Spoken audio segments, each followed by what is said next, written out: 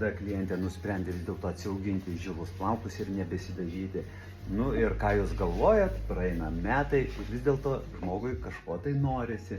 Kadangi yra daugiau ir tamsesnių plaukų, o čia daugiau šviesesnių, žilų, viskas iš tiesų dėliojama pagal plaukus, o ne pagal kažkokio kirpėjo norus arba klientės norus. Patys plaukai pasako viską. Tai paslaptis yra tame, kad šviesių plaukų reikia 20% daugiau negu yra tamsių. Tai jeigu čia yra daugiau tamsių, čia reikia dėti mažiau šviesumo. O viršui viskas truputėlį daugiau, paprasta. Štai tokie praleidimai, ganėtinai stambesni, kai kur smulkesni, jau užlaikėm virš valandos, folija išsipūtė, neišsiliejo, nes tai priklauso nuo dažų masės, važiuojam plauti ir daryti spalvą. Plaukų dažymas druska pipirai jau baigtas, štai mūsų rezultatas. Iš kur prasideda spalva, matai?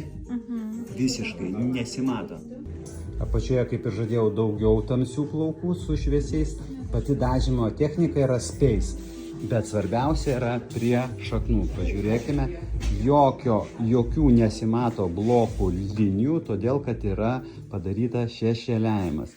Ir dažymas labai puikiai, net nesimato, iš kur prasideda spalva ir nesimato jokio, po to, kaip nebus ataugimo. Žinoma, yra ir lengvas kontūringas iš šono, štai jisai.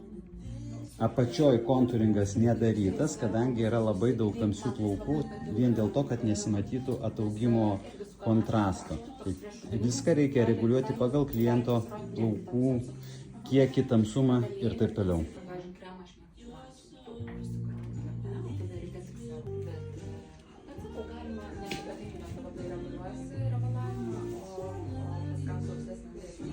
Dėl to aš sakau, kad jis pilnai susigauna, kada apsaugot, aš